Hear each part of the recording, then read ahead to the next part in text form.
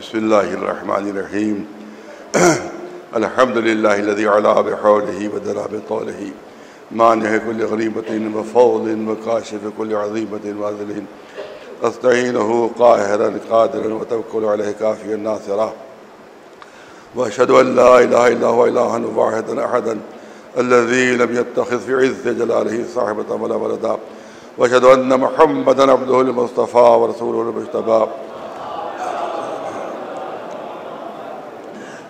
أرسله لإنفاذ أمره وبعثه لإنهاء نذره وتقديم نذره صلى الله عليه وعلى أهل بيت الذين هم موضع سره وعيبة علمه ولجوء أمره لهم خصائص حق الولاية وفيهم الوصية والوراثة أوصيكم عباد الله ونفسي بتقوى الله. کافی عرصے کے بعد خدمت میں حاضری ہوئی ہے اور بہرحال الحمدللہ آپ حضرات کی دعا سے طبیعت تھوڑی سی بہتر ہوئی، جس کی وجہ سے میں نے ہمت کی آپ کی خدمت میں حاضر ہو جاؤں. بہرحال کوشش ہے انشاءاللہ دعا کیجیے کہ اللہ کامیابی عطا فرمائے بحق محمد و آل محمد علیہ السلام. ظاہر ہے کہ بہت زیادہ کسی تفصیلی بیان کا موقع نہیں ہوتا. ماہ مبارک رمضان ہے، آخری جمعہ ہے. جس طرح سے ہر جمعہ جو ہے وہ سید الایام کہلاتا ہے کہ جتنے بھی ایام ہیں ان کا سید و سردار جمعہ، تو تمام ایام میں سید و سردار جمعہ ہے اور تمام جمعوں میں سید و سردار جمعۃ الوداع ہے. اسی لیے اس کی بہت زیادہ اہمیت ہے، اس کا بہت زیادہ شرف ہے، بہت زیادہ مرتبہ ہے. اس کے لیے الگ دعائیں ہیں، الگ اس کے لیے مناجاتے ہیں. اس کے لیے خاص طور سے آج وہ دن ہے کہ جس میں اللہ دعا کو قبول فرماتا ہے.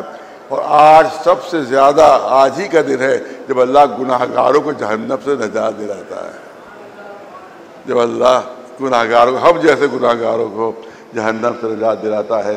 اس لحاظ سے انتہائی بابرکت یہ ماہ بھی ہے اور یہ یوم بھی جس کو جمعۃ الوداع کہتے ہیں. چند جملے عرض کرنا ہے.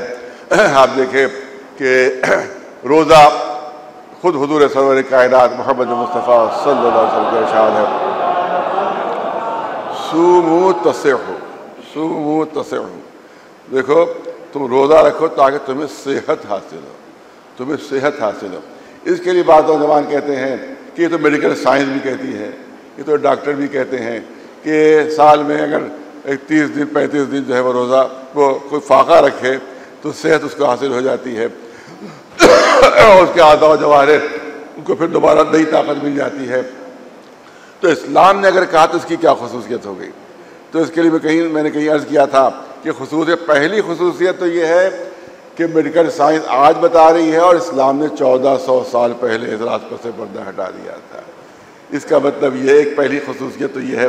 اور بہت مختصر بیان رہتا ہے یا صرف خلاصہ کرنا. دوسری خصوصیت بہت پڑھا لکھا مجمع میرے سامنے ہے. دوسری خصوصیت یہ ہے میڈیکل سائنس نے فاقہ بتایا ہے، اسلام نے روزہ بتایا. کیا فرق ہے فاقے اور روزے میں؟ فاقے سے صرف جسم کو صحت حاصل ہوتی ہے، لیکن روزے سے جسم بھی صحت مند ہوتا ہے اور انسان کی روح بھی صحت مند ہو جاتی ہے، انسان کا نفس بھی صحت مند ہو جاتا ہے. کیونکہ انسان مجموعہ ہے جسم و روح کا، لہذا دونوں چیزیں اس روزے کے ذریعے سے صحت مند ہو جاتی ہیں اور انسان کی جو نفسانی خرابیاں ہیں وہ بھی اور جو روحانی بیماریاں ہیں وہ بھی اس روزے کے ذریعے سے دور ہوتی ہیں. ایک بات کہی جاتی ہے، جلدی کرنا، ایک بات کہی جاتی ہے جب بھی کوئی بے ایمانیاں کر رہا ہوتا ہے تو ایک بالکل زبردست جملہ ہے، کیا کرے پیٹ کی خاطر. بے ایمانی کیوں کر رہے ہو؟ کیا کرے؟ ارے پیٹ کی خاطر. یہ تم کب کیوں تول رہے ہو؟ ارے پیٹ مجبور کر رہا ہے، پیٹ کی خاطر. رشوت کیوں لے رہے ہو؟ ارے پورا نہیں پڑتا، مجبوراً رشوت لینا پڑتی ہے. یہ سب کام تم کیوں کر رہے ہو؟ پیٹ. ارے بہت کیا کرے، بڑا پاپی پیٹ ہے، اس کے خاطر سب کچھ کرنا پڑتا ہے. اوقاف کیوں بیچ رہے ہو؟ پیٹ کی خاطر، جہنم بھرنا ہے اپنا، لہذا اس کو ہم بیچ رہے ہیں. تو اس کا مطلب یہ ہے کہ پیٹ اور پیٹ کا مستقل حوالہ دیا جاتا ہے. یہ ماہ مبارک وہ ہے جس میں اللہ نے پیٹ ہی پر پابندی لگا دی. اب تم یہ بہانہ نہیں کر سکتے کہ ہم یہ پیٹ کی خاطر گناہ کر رہے ہیں، لہذا اب فاقہ کرو تاکہ تمہیں احساس ہو کہ فاقہ کرنے والوں کا درد کیا ہوتا ہے. پیاسے رہو تاکہ تمہیں اندازہ ہو کہ پیاس لگنے والوں کا درد کیا ہوتا ہے. تو اس وجہ سے یہ انتہائی دنیاوی لحاظ سے بھی روزہ انتہائی جو ہے وہ مفید ہے, اور روحانی لحاظ سے بھی اور دینی لحاظ سے بھی روزہ جو انتہائی مفید ہے. میں نے کہا تھا جس طرح جسم کی بیماریاں ہوتی ہیں اسی طرح سے روح کی بیماریاں بھی ہوتی ہیں, اور ایک سب سے مضر بیماری جو روح کی ہوتی ہے وہ ہے حب دنیا, وہ ہے لالچ. یہی لالچ ہے جو انسان کو بے ایمانیوں پر مجبور کر دیتی ہے. یہی حب دنیا ہے کہ جس نے یزید کو یزید بنا دیا تھا. یہی حب دنیا ہے جس نے شمر کو شمر بنا دیا تھا. یہی حب دنیا ہے کہ جس نے ہرملا کو ہرملا بنا دیا تھا. یہی حب دنیا ہے کہ جس نے عمر سعد کو عمر سعد بنا دیا تھا. یہی حکومت کی اور دنیا کی لالچ ہے جس نے نتنیاہو کو ہر طرح کے ظلم و ستم کرنے پر آمادہ کر دیا ہے. یہی حب دنیا ہے جس کی وجہ سے آج ٹرمپ جو ہے وہ ہر طرف جو ہے وہ دہشت گردی پھیلا رہا ہے. دنیا کی محبت جو ہے وہ سب سے خطرناک مرض ہوتا ہے جس کی وجہ سے دنیا میں ساری خرابیاں. اور آپ یاد رکھیں حقیقت یہ ہے, نہج البلاغہ کو آپ دیکھیں اس میں تو عجیب چیز ہے, دنیا کی مذمت بھی ہے اور دنیا کی مدح بھی ہے. میں نے کئی عرض کیا تھا کہ دنیا کی مذمت بھی ہے اور دنیا کی اور مدح بھی ہے. کیوں؟ کیونکہ کوئی چیز بذات خود بری نہیں ہوتی, نتیجہ اسے برا کر دیتا ہے. نتیجہ اس کو برا کر دیتا ہے. اسی دنیا کو اپنا ہدف اور مقصد بنا لے تو یہی قابل مذمت ہو جائے گی. اسی دنیا کو آخرت کا وسیلہ بنا لے تو قابل مدح ہو جائے گی. یہی دنیا قابل مدح ہو جائے گی. لہذا آپ دیکھیں کہ کہیں پر نہج البلاغہ میں کہیں پر دنیا کی بدعت ہے, کہیں مذمت ہے, کہیں منقبت ہے تو کہیں منقصت ہے, کہیں ضلالت کا مرکز بتایا گیا ہے تو کہیں صداقت کا محور بتایا گیا ہے, کہیں شقاوت ابدی سے تعبیر کیا گیا ہے تو کہیں سعادت دائمی سے, کہیں بعد سموم کہا گیا ہے, کہیں بعد صبا کہا گیا ہے, کہیں لو کا جھونکا کہا گیا ہے, کہیں نسیم سحری بتایا گیا ہے. کیوں؟ کیونکہ نتیجے کے مطابق ہے. یہی اگر ہدف زندگی بن جائے دنیا تو یہی مذمت کے لائق ہو جاتی ہے. اور اسی کے ذریعے سے ہم دنیا کے ذریعے سے ہم آخر, کیونکہ جب تک دنیا میں آئیں گے نہیں آخرت ملے گی نہیں. بہت توجہ ہے, جب تک دنیا میں نہیں آئے گی آخرت کیسے ملے گی؟ ڈائریکٹ نہیں بھیج, عالم ازر سے ڈائریکٹ نہیں بھیج دیے جائیں گے جنت میں, بلکہ دنیا میں بھیجا جائے گا. یہاں امتحان لیا جائے گا. جب امتحان میں کامیابی ہوگی تبھی آخرت میں اچھا صلہ ملے گا. یہاں ناکام ہو گئے تو جہنم ہے, یہاں کامیاب ہو گئے تو یہاں کے تم کو بھی صلے میں جنت ملے گی. دنیا یہی دنیا. اسی لیے آپ دیکھیں صاحبان علم تشریف فرما یہاں پر, آپ دیکھ دنیا ہے کیا چیز, یہ کون سا صیغہ ہے دنیا؟ دنیا مؤنث کا صیغہ ہے, مؤنث کا صیغہ ہے. دیکھیے دنی جو ہے یہ مذکر ہے, دنی پست مرد, دنیا اسی کی مؤنث ہے, پست عورت. بہت توجہ رہے, دنی پست مرد, دنیا پست عورت. اور علی کے کیا معنی ہے؟ علی کے معنی بلند مرتبہ مرد, اسی کا مؤنث اولیاء. تو اس کا مطلب ہے کہ علی کے معنی ہے بلند مرتبہ مرد اور دنیا کے معنی ہے پست عورت. اسی لیے اس جوان مرد 3 طلاق دے دی تھی. یا دنیا غری غیری اندی طلقت کے صلاحت لا رجت فیہا. ارے میں نے تجھ کو 3 طلاقیں دے دی ہے جس میں رجت نہیں ہے. صلوات بھیجے اللہ واسطے محمد و آل محمد. ظاہر میں نے کہا کم وقت ہوتا ہے جس میں آپ کے سامنے بات کرنا ہوتی ہے. سخت جملہ ضرور ہے, سخت بات ضرور ہے, کیا کیا جائے. میں اپنے لیے کہہ رہا ہوں, میں اپنے لیے کہہ رہا ہوں, آپ لوگوں کے لیے نہیں کہہ رہا ہوں. آپ دیکھیں کہیں وقتی طور پر ہم جاتے ہیں, زیارت کے لیے گئے کربلا محلہ, کیا وہاں مکان خریدتے ہیں یا مکان بنوانے کی کوشش کرتے ہیں؟ بھائی 15 دن رہنا ہے, کسی ہوٹل میں رہ لیے, کسی مسافر خانے میں رہ لیے. حج کے لیے گئے, کیا مکان بنواتے ہیں؟ مطلب نہیں, کیونکہ 15-20 دن 25 دن رہنا ہے, کسی جگہ بھی ٹھہر لیے. جہاں طویل مدت کے لیے رہنا ہوتا ہے وہاں کوشش ہوتی کہ مکان اچھا ہو. ارے توجہ چاہتا ہوں, جہاں طویل مدت کے لیے قیام کرنا ہوتا ہے وہاں کوشش ہے کہ مکان آرام دہ ہو، اندھیرا نہ ہو، وسیع ہو، اطمینان کا وہاں سامان ہو۔ آپ یاد رکھیں کہ یہاں وقتی طور پر ہمیں بھیجا گیا ہے۔ ہمیں کہاں سب سے زیادہ زندگی وقت گزارنا ہے؟ سب سے زیادہ وقت کہاں گزارنا ہے؟ دنیا کے مکان میں نہیں، قبر میں۔ سب سے زیادہ وقت قبر کے اندر گزارنا ہے۔ 10,000 سال پہلے جو جناب آدم کے زمانے میں مرے تھے آج بھی قبر میں آرام کر رہے ہیں، جو نوح کے زمانے میں مرے تھے آج بھی قبر میں ہیں، جو جناب ابراہیم کے زمانے میں آج بھی قبر میں ہیں، اور ہم کو بھی قبر میں جانا ہے، اور پتہ نہیں کتنے ہزار برس اس قبر کے اندر رہنا ہو۔ ارے دنیا کے چھوٹے سے وقت کے لیے تو سارا اہتمام کر رہے ہو، جہاں ہزاروں برس رہنا ہے اس گھر کے لیے کوئی اہتمام نہیں کہ وہاں بھی روشنی کا انتظام کچھ ہو جائے، وہاں بھی کچھ قبر میں وسیع ہو جائے۔ یاد رکھو روشنی کا انتظام ہوگا مگر قبر کے اوپر چراغ جلانے سے نہیں، قبر کے اندر چراغ جلے، وہ ہے اعمال کا چراغ، وہ ہے ایمان کا چراغ۔ ایک صلوات بھیجو محمد۔ وسعت قبر کو وسعت مل جائے گی اگر اعمال اچھے ہیں تو جنت کے دروازے کھل جائیں گے قبر میں، اور پوری جنت ہم کو دکھا دی جائے گی۔ جنت میں جو اچھے مومن ہیں قبر ہی سے جنت میں ٹہلتے رہیں گے، وہ وسیع ہو جائے گی۔ اگر ہمارا جیسا کوئی جہنمی ہے تو جہنم کے دروازے کھل جائیں گے اس کے لیے، اور قبر ہی میں وہ جہنم کا مزہ چکھتا رہے گا۔ لہذا یہ نہ دیکھو کہ دنیا میں آرام دہ مکان ہے یا نہیں، یہ دیکھو قبر میں بھی سکون ملے گا یا نہیں ملے گا۔ صلوات بھیجے محمد و آل محمد۔ جلدی جلدی یاد کرنا ہے۔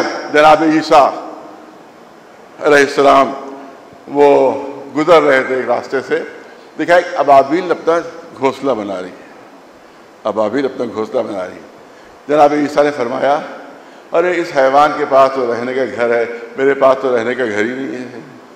حواری ساتھ تھے، حواری ساتھ تھے ان کے، اور حواریوں نے کہا کہ اللہ کے رسول آپ کیا گھر چاہتے ہیں؟ کہا دیکھو تو اس ابابیل پاس گھر ہے، میرے پاس گھر نہیں ہے۔ کہا ہم انتظام کیے دیتے آپ کے لیے گھر کا، ہم بنا دیتے آپ گھر، بس جگہ پسند کر لیجیے آپ۔ توجہ رہے، جگہ پسند کر لیجیے، جگہ بتا دیجیے، جو جگہ آپ بتائیں گے وہیں پر ہم آپ کے لیے مکان بنا دیں گے۔ جناب عیسیٰ اپنے حواریوں کو لے کر پہنچے، کہاں پہنچے؟ دریا کے کنارے۔ دریا کے کنارے پہنچے، کہا اسی دریا کے دھارے پر میرا گھر بنا دو، اسی دریا کے دھارے پر میرا گھر بنا دو۔ حواریوں نے حیران سے کہا اللہ کے رسول کہیں پانی کے اوپر بھی گھر بنتا ہے، کہیں دریا کے دھارے پر بھی گھر بنتا ہے؟ کہا یہ دنیا، یہ حیات اسی دھارے کے مانند ہے کہ جس طرح سے اس دریا میں کشتیاں ڈوب جاتی ہیں اور نام و نشان نہیں ملتا ہے، اسی طرح زندگی کے دھارے میں حیات کی کشتیاں کتنی ڈوب جاتی ہیں، ایک تختے کا نشان بھی نہیں مل پاتا۔ یہ ہے زندگی، یہ ہے حیات جس کے لیے ہم سب کچھ ایمان کو قربان کر دیتے ہیں، ضمیر قربان کر دیتے ہیں، دین قربان کر دیتے ہیں، اسلام قربان کر دیتے ہیں کہ تھوڑا سا یہاں مل جائے، لیکن یہاں تو مل جائے گا لیکن آخرت میں خالی ہاتھ آئیں گے۔ آپ یاد رکھیں کہ ہمارا کچھ نہیں ہے، کچھ نہیں ہے، متوجہ رہے، ہمارا کچھ نہیں ہے، کوئی ہم کسی چیز کے مالک ہے ہی نہیں، کسی چیز کے مالک نہیں ہیں ہم، اور اگر کسی چیز کے مالک ہیں تو مرنے کے بعد سارے رشتے ٹوٹ کیسے جاتے ہیں؟ صرف دو چیزوں کی ہم، جو چیز ساتھ جائے اسی کا انسان مالک ہوتا ہے، جو چیز چھوٹ جائے اس کا مالک نہیں ہوتا۔ جو ساتھ جائے اس کا مالک ہوتا ہے، جو چھوٹ جائے اس کا مالک نہیں ہوتا ہے۔ دولت یہی چھوٹ جائے گی، جائیداد یہی چھوٹ جائے گی، مکان یہی چھوٹ جائے گا، باغات یہی چھوٹ جائیں گے، ساری جائیداد یہی چھوٹ جائیں گے۔ دو چیز ساتھ جائے گی، ایک عمل جائے گا، ایک ایمان ساتھ جائے گا، لہذا وہی وہاں پر کام آئیں گے، نہ دولت کام آئے گی نہ جائیدادیں کام آئیں گی۔ لہذا کوشش ایسی ہو کہ وہ چیز ہم اپنے سامان فراہم کریں جو ہمارے ساتھ رہے۔ کسی موقع پر میں نے یہ مثال عرض کی تھی، یہاں بھی جلدی سے عرض کر دینا چاہتا ہوں، میرا بہت کم باہر جانا ہوتا ہے۔ اتفاق سے میں دبئی گیا، بہت پہلے کی بات ہے، 25-30 سال پہلے کی، میں دبئی گیا، وہاں کے اوپر مجلس سے پڑھنے کے سلسلے میں، تو وہاں ملاقات کے لوگ آتے رہتے ہیں، اور اس کے بعد وہاں پر یہ اس لیے میں کہہ رہا ہوں کہ لوگ دنیا کو اپنا وطن سمجھنے لگتے ہیں، جبکہ یہ وطن نہیں ہے، مسافر خانہ ہے۔ یہ دنیا وطن نہیں ہے، مسافر خانہ، وطن نہیں ہے، وطن آخرت ہے۔ وطن مرنے کے بعد ہے، وطن مرنے کے بعد ہے۔ کاش یہ بات مجھ پر واضح ہو جائے، پوری توجہ چاہوں۔ اس شخص سے پوچھا کہ بھئی آپ کیا کام کرتے ہیں؟ جیسے آپس میں ملتے بات چیت ہوتی رہتی، آپ کیا کام کرتے ہیں؟ اس نے کہا تھا میں پڑھا لکھا تو ہوں نہیں، مزدوری کرتا ہوں۔ اچھا بھائی مزدوری کرتے ہیں، کتنا مل جاتا ہوگا؟ اس نے ایک رقم بتائی، کتنی رقم ملتی ہے۔ اب جیسے بات چیت آگے بڑھتی تو میں نے کہا بھائی کس طرح سے خرچ کرتے ہیں، کس طرح سے صرف کرتے ہیں؟ اب وہ جاہل مزدور بتا رہا ہے، جاہل مزدور ہمیں درس دے رہا ہے کہ یہاں دیکھیے یہاں کا کچھ بھروسہ نہیں ہے، کس وقت پکڑ کے میں ہندوستان بھیج دیا جاؤں گے، واپس چلو تمہارا ویزا ختم ہو رہا ہے۔ لہٰذا جو کچھ ملتا ہے یہاں ضرورت بھر کا یہاں رکھتا ہوں، جو ضرورت سے زیادہ ہوتا ہے وطن بھیج دیتا ہوں۔ ضرورت بھر کا یہاں رکھتا ہوں، جو ضرورت سے زیادہ ہوتا ہے وہ وطن بھیج دیتا ہوں۔ پتہ نہیں کب راستے چلتے پکڑ کر مجھے بٹھا دیا جائے کہ جاؤ اپنے وطن جاؤ، اب یہاں تم نہیں رہ سکتے۔ اگر یہاں جمع کیا تو سب یہی دھرا رہ جائے گا، اس لیے پہلے وطن بھیج دیتا ہوں تاکہ اگر زبردستی کبھی بھیج دیا جائے تو وطن میں سرمایہ محفوظ ملے۔ ایک جاہل مزدور ہمیں درس دے رہا ہے، پتہ نہیں کب زندگی کا ویزا ختم ہو جائے، کب ملک الموت آ جائے لینے کے لیے۔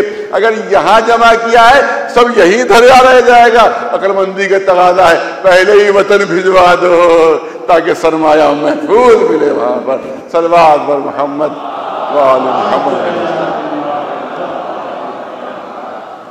یہ دنیا میں نے عرض کیا کہ دنیا وسیلہ ہے، ہدف نہیں ہے۔ وسیلہ ہے، ہدف نہیں ہے، مقصد نہیں ہے۔ وسیلہ سمجھو گے تو دنیا کا حاصل کرنا عبادت بن جائے گا۔ آخرت کا اگر وسیلہ سمجھا تم نے، اور اگر اسی کو منزل و ہدف، تو سوائے جہنم کے اور کوئی ٹھکانہ نہیں ہے۔ مثال جلدی سے پیش کر دوں، ماشاءاللہ جوان و بچے بھی موجود ہیں۔ کہیں سے بہت خوبصورت چھتری مجھے ملی، میں نے کیا کیا، اس کو بغل میں دبا لیا اور باہر نکلا اس چھتری کو۔ صاحب نے وہاں سے بھجوائی، صاحب لندن سے بھجوائی، بڑی خوبصورت چھتری، بڑی اچھی تھی، بہت خوبصورت چھتری۔ میں نے بغل میں دبائی، تیز بارش ہونے لگی، جاڑے کا زمانہ تو تیز بارش ہونے لگی، میں چھتری بغل میں دبائے ہوئے ہوں۔ ارے بھائی بارش ہو رہی ہے، کھولو چھتری، خراب ہو جائے گی۔ ارے خراب ہو جائے گی، میرے دوست نے بھیجی ہے، خراب ہو جائے گی، بڑی قیمتی ہے۔ ارے بھائی نمونیا ہو جائے گا، کالی کھانسی ہو جائے گی تمہیں۔ یہ چھتری لگا، اس کا مطلب یہ ہے کہ چھتری کو وسیلہ نہیں سمجھ رہے، ہدف سمجھ رہے ہیں۔ وسیلہ ہے، ہدف نہیں ہے۔ خوبصورت سوٹ پہن لیا، کشتی میں بیٹھے، کشتی خدا نخواستہ الٹ گئی، اور وہ سوٹ پہنے ہوئے ہیں، تیر نہیں پا رہے ہیں، آگے نہیں بڑھ پا رہے ہیں۔ ارے بڑا قیمتی سوٹ ہے، بڑا قیمتی سوٹ ہے۔ اگر وسیلہ ہدف تک پہنچنے میں ایک رکاوٹ بنے تو وسیلہ اتار کے پھینکنے کے لائق ہے۔ لہذا یہ اتار کے پھینکو تاکہ منزل تک پہنچ جاؤ۔ اگر تم دنیا کو ہدف سمجھو گے تو اسی دنیا میں غرق ہو کر رہ جاؤ گے، آخرت کی منزلیں تمہیں حاصل نہیں ہو پائے گی۔ صلوات بھیجو نواز صبر محمد۔ ہم سمجھتے ہیں، بہت توجہ چاہوں گا، بس ایک 5-7 منٹ لینا ہے۔ ہم یہ سمجھتے ہیں کہ دولت مند بہت آرام و سکون سے ہوتے ہیں۔ بہت بڑی غلط فہمی ہماری ہے، بہت بڑی غلط فہمی ہے۔ جتنی دولت بڑھتی جاتی ہے اتنا سکون ختم ہوتا جاتا ہے۔ مفلس کو تو ایک ہی غم ہوتا ہے، مفلسی کا۔ مفلس کو تو ایک ہی غم ہوتا ہے، مفلسی کا۔ دولت مند کو ہر لمحے 1000 غم ہوتے ہیں۔ بغیر نیند کی گولی کھائے ہوئے نیند نہیں آتی، مزدور آرام سے سو رہا ہے، ہلکی سی چادر اوڑھے ہوئے۔ میں نے خود دیکھا ہے کہ جب میں اسٹیشن پر شدید ترین جاڑوں میں اترا ہوں تو میں نے دیکھا پتھریلی زمین کے اوپر مزدور ہلکی سی چادر اوڑھے ہوئے اطمینان سے سو رہا ہے۔ یہاں لحاظ میں سردی لگ رہی تھی۔ سکون، اسی لیے حدیث قدسی موجود ہے، پوری توجہ چاہوں گا۔ حدیث بہت توجہ جہاں آواز آ رہی ہے، حدیث قدسی موجود ہے کہ جو چیز ہم نے دنیا میں پیدا ہی نہیں کی ہے وہ تم لوگ ڈھونڈا کرتے ہو، ارے توجہ چاہ رہا ہوں، حدیث قدسی ہے، میرا کلام نہیں ہے، اللہ کا کلام ہے کہ جو چیز ہم نے دنیا میں پیدا ہی نہیں کی وہ چیز ڈھونڈا کرتے. ہم نے سکون دنیا میں پیدا نہیں کیا، سکون آخرت کے لیے پیدا کیا ہے. تم سکون یہاں ڈھونڈا کرتے ہیں، سکون یہاں نہیں ملے گا، سکون یہاں نہیں ملے گا. ایک صلوات بھیجے ورنہ پر محمد و آل محمد. بہرحال اس سے زیادہ وقت نہیں لینا ہے، اور کچھ اور باتیں بھی جو ہوتی ہیں وہ بھی عرض کرنا ہے، لیکن یہ کہ خطبے کے اختتام کے بعد بسم اللہ الرحمن الرحیم والعصر ان الانسان لفی خسر الا الذین آمنوا وعملوا الصالحات وتواصوا بالحق وتواصوا بالصبر. اللهم صل على محمد وعلى محمد. اللهم صل على محمد وعلى محمد. اللهم صل على محمد وعلى محمد. بارك لنا بارك لنا بارك لنا.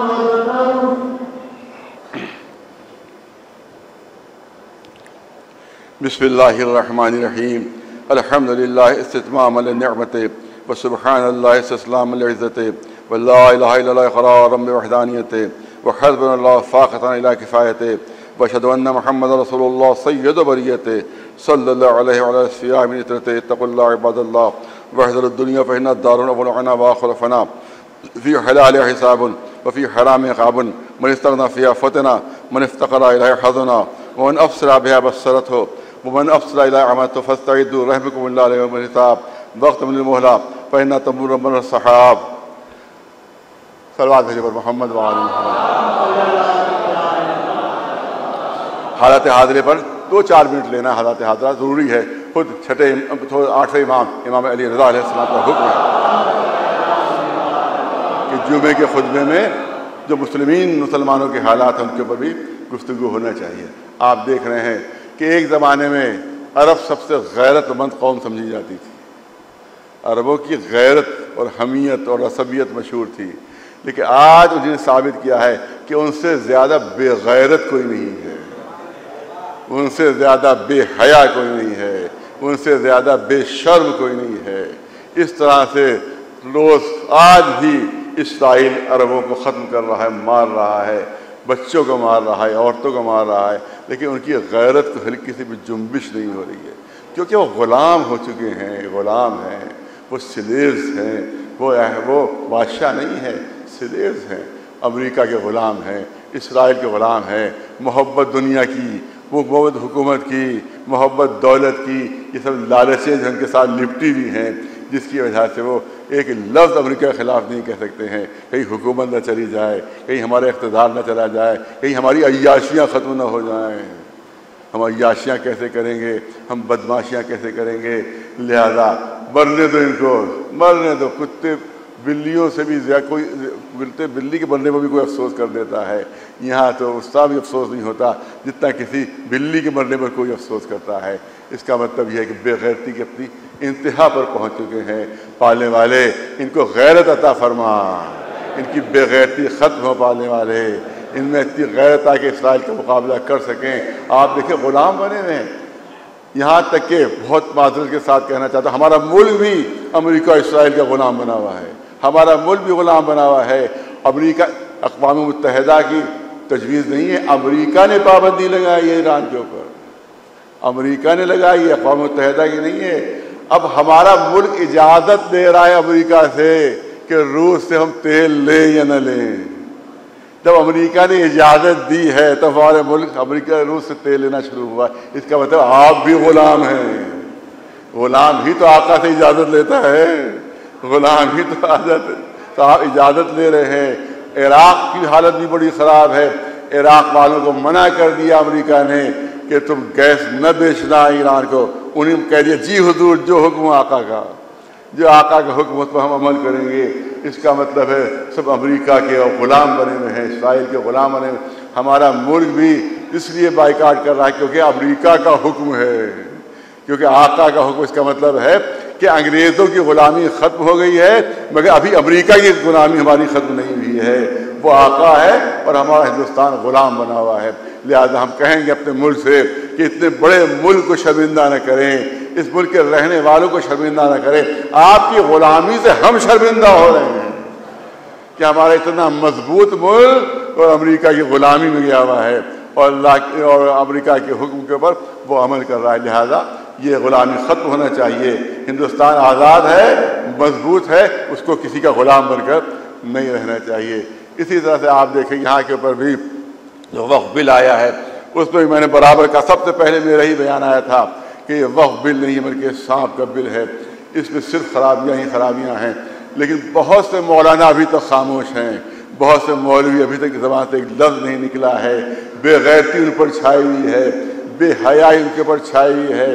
ان ایسے مولویوں کو سزا دینا آپ کا کام ہے، ورنہ وہ قوم بے غیرت کہلائے گی جو ان مولویوں کے پیچھے نماز پڑھے گی، جو ان مولویوں کے پروگرام میں شریک ہوگی، وہ قوم بھی بے غیرت کہلائے گی۔ اگر آپ اسی طرح سے تمام مسلمانوں سے میرا کہنا ہے، اس پہ سنی حضرات بھی شریک ہیں، سنی بھائی بھی شریک ہیں، کہ جو مولوی خاموش ہے وہ خاموش نہیں ہے بلکہ قوم کی سے غداری کر رہا ہے، وہ اسلام سے غداری کر، اس کو غداری کی سزا ملنا چاہیے، سزا نہیں دی تو یہ مزید غداریاں کرتے رہیں گے۔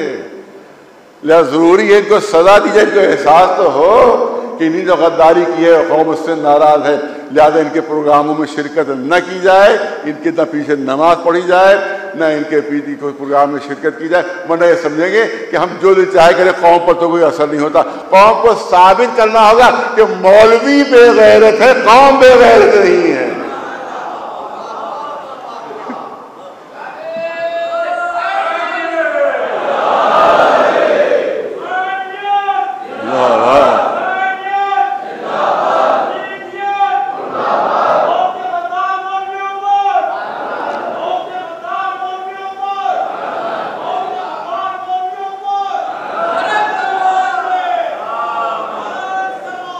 ان کو سزا قوم کی طرف سے ملنا چاہیے، ورنہ ان کی غداریوں میں اور اضافہ ہوتا چلا جائے گا کہ قوم پر تو کوئی اثر ہوتا ہی نہیں ہے، تو قوم بے حس ہے، جو دل چاہے ہم کرے، قوم بے حس ہے، بالکل اس پر کوئی اثر نہیں۔ آپ اگر ہاتھ چومتے رہیں گے تو اسی طرح غداریاں کرتے رہیں گے، وہ آپ ان کے پروگراموں میں شرکت کرتے رہیں گے، اسی طرح سے غداریاں کرتے رہیں گے، لہٰذا ان کو سزا ملنا چاہیے۔ یہ قوم، میں نے کہا کہ قوم غیرت مند ہے، مولوی بے غیرت ہو سکتے، قوم بے غیرت، لہٰذا ان کا بائیکاٹ ہونا ضروری ہے۔ جو خاموش ہیں وہ بھی حمایتی ہیں گورنمنٹ کے، خاموش ہیں تو حمایتی ہیں، تو اس پہ کیونکہ یہ اگر پاس ہو گیا خدا نہ خواستہ تو 90% ہمارے اوقاف ختم ہو جائیں گے، 90% ختم ہو جائیں گے۔ مجھے دھوکہ دے کے ضروری ہے کیونکہ مجھے بہت سے فون میرے پاس بھی آئے کہ آپ اس پروگرام میں کیوں چلے گئے، ٹائمس ناؤ بہت بڑا چینل ہے، اس کا پروگرام تھا، تو انہوں نے مجھے دھوکہ دیا تھا۔ میں دہلی میں تھا کسی کام سے، انہوں نے دھوکہ دیا، فون آیا کہاں ہے، میں نے کہا دہلی میں، کہ آئیے انٹرویو آپ کا لینا ہے اور 2-4 جرنلسٹ ہوں گے، اس میں آپ اپنی جو رائے ہو اپنے ظاہر کر دیجیے گا۔ انٹرویو، میں نے کہا میں ڈیبیٹ پہ نہیں بیٹھتا ہوں، صاحب کہا ڈیبیٹ پہ نہیں بیٹھتا ہوں میں، کہ نہیں ڈیبیٹ نہیں ہے، بس آپ کا انٹرویو ہے۔ میں جب وہاں پہنچا تو کرسی بچھی تو اس پہ بیٹھ گیا، میں نے سمجھا کہ اب جرنلسٹ آئیں گے تو 4 اخبار والے، اب آنے والا ایک پنڈت آ گیا، ایک مولوی آ گیا، ایک کوئی خاتون آ گئی، اور ایک کوئی نقلی پروفیسر وہ آ گیا، اور کیا الٹی سیدھی وہاں پر ہانکنا شروع۔ اب مصیبت یہ تھی کہ اگر میں ہٹوں تو کہا جا مولوی بھاگ گیا، مولوی ہار کے بھاگ گیا۔ ہماری قوم کے لوگ کہنے لگتے ہیں، ایک جگہ بدتمیزی ہو رہی تھی تو میں نے سب ہٹا کے میں چلا گیا، تو ہماری قومی کے جو حاسد تھے، جو دشمن کے ارے صاحب جواب نہیں دے پائے، بھاگ گئے، تو مجبوراً وہاں پر رکنا پڑا۔ مقصد یہ بھی تھا کہ کچھ ہی بات صحیح وہ پہنچ جائے پبلک تک، عوام تک کچھ ہی صحیح پہنچ جائے، جبکہ وہ لوگ چیخ رہے تھے اور مجھے بولنے نہیں دے رہے تھے، آواز میری دب جا رہی تھی، لیکن پھر بھی میں نے کوشش کی کوئی نہ کوئی صحیح بات پہنچ جائے۔ اللہ کا شکر ہے کہ اس انٹرویو کو لوگوں نے پسند کیا، کہ اس ایسے عالم میں کہ چاروں طرف سے لکڑ بگے آپ کو گھیرے ہوئے تھے، اس میں بھی آپ نے ہمت کا ثبوت دیا۔ ایک صلوات میں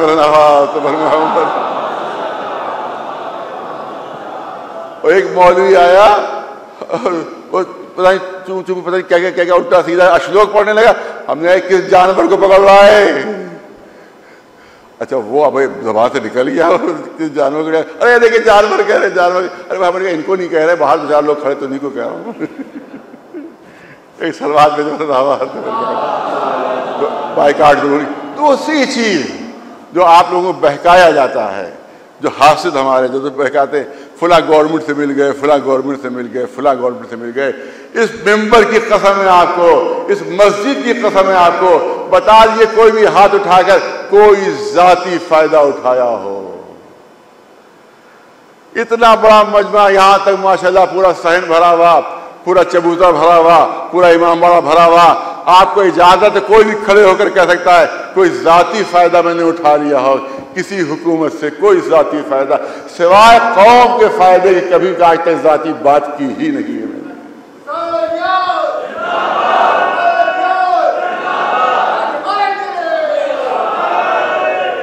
ملائم سنگھ صاحب کے زمانے میں، ملائم سنگھ صاحب کے زمانے میں صرف قومی باتیں ہیں جس کی وجہ سے بہت فائدے ہوئے۔ ہمارے مفتی صاحبہ کے زمانے میں صرف قومی معاملہ، کوئی ذاتی معاملہ نہیں۔ بی جے پی کے زمانے میں بھی صرف قومی معاملات، اور الحمدللہ بی جے پی جیسی جماعت کے زمانے میں بہت بڑے بڑے کام کروا دیے جو کوئی تصور نہیں کر سکتا تھا، وہ ہو گیا ہے۔ کوئی تصور نہیں کر سکتا تھا، وہ کام ہوئے ہیں۔ درگاہ شاہ بردان وہ آزاد ہوئی، اس کو راجناتھ صاحب کے اس میں سپورٹ رہا، اس کی وجہ سے اتنی بڑی زمین آزاد ہوئی ہے۔ اپنی دی ہے زمین، وہ ظاہر کہ مفت کی زمین آزاد ہوئی ہے۔ اس کے علاوہ وہاں کے مولوی کشمیر کے، ان کی ہمت نہیں ہوتی تھی کہ جلوسوں کے لیے کبھی مطالبہ کر سکیں۔ وہاں کے جلوس 33 سال سے بند تھے، 33 سال سے بند تھے۔ میں گیا وہاں پر کشمیر جا کر وہاں کے گورنر سے مل کر پہلا مطالبہ یہی کیا کہ یہ جلوس اٹھنا چاہیے، یہ جلوس اٹھنا چاہیے۔ پھر امت شاہ جی سے میں ملا جا کر، ان سے کہا جلوس اٹھوائیے، انہوں نے جلوس اٹھوائے۔ جب جلوس اٹھا ہے تو اس جلوس میں فاروق عبداللہ شریک ہوئے تھے، جب جلوس اٹھا ہے تو منوج سنہا گورنر شریک ہوئے تھے۔ فاروق عبداللہ سے ٹی وی والوں نے انٹرویو لیا کہ یہ بتائے 33 سال سے کیوں بند تھے؟ آج ریکارڈنگ اس کی موجود، 33 سال کیوں بند تھے؟ اس نے ٹال دیا رہے سب اتحاد ہونا چاہیے، اور اس کے بعد اب آگے بات نہ کیجیے، کہہ کے اس نے ٹال کے نکل لیا۔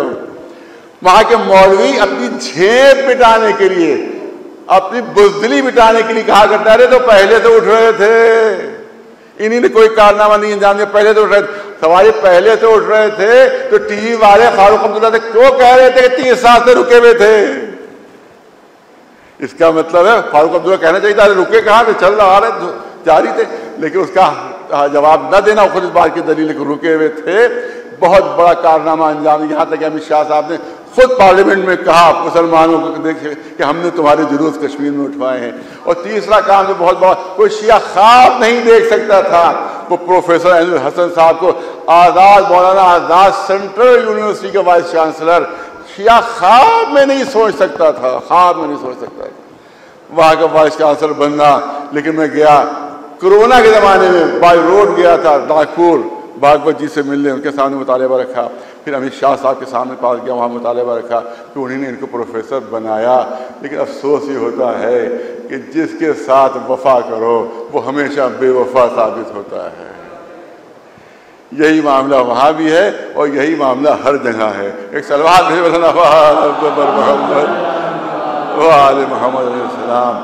بہرحال اب بارگاہ الہی میں دست بدعا ہیں کہ پالنے والے ہمارے جو ادارے ہیں پالنے والے، اس میں صحیح لوگ آئیں، اس میں مخلص لوگ آئیں، تاکہ وہ ادارے جو ہیں وہ صحیح طریقے سے کام کر سکیں اور اس سے ذریعے سے ترقی ہو سکے، اوقاف میں بہتری آئے، اور جو بڑے بڑے اوقاف اس وقت حکومتوں کے قبضے میں ہیں، پالنے والے کو ایسا سلسلہ ایجاد کر دے کہ وہ ہمارے پاس واپس آ جائیں پالنے والے، اور اوقاف جو ہے ان سے صحیح معنوں میں آمدنی ہو کہ جس کے ذریعے سے جو ہے وہ قوم کی ترقی ہو۔ مجھ سے کہا گیا تو آخری جملہ یہ مشہور کیا جائے ہندوؤں کو بھڑکانے کے لیے، ارے کلب جواد کی مندر کے سونے پر بری نظر، مندر کے سونے پر مولوی کلب جواد کی بری نظر۔ ارے میں خود مانگ رہا ہوں اپنے لیے، میرے جیب میں سالہ سونا ڈال دو، میں کہہ رہا ہوں اپنے ہندوؤں میں بانٹو۔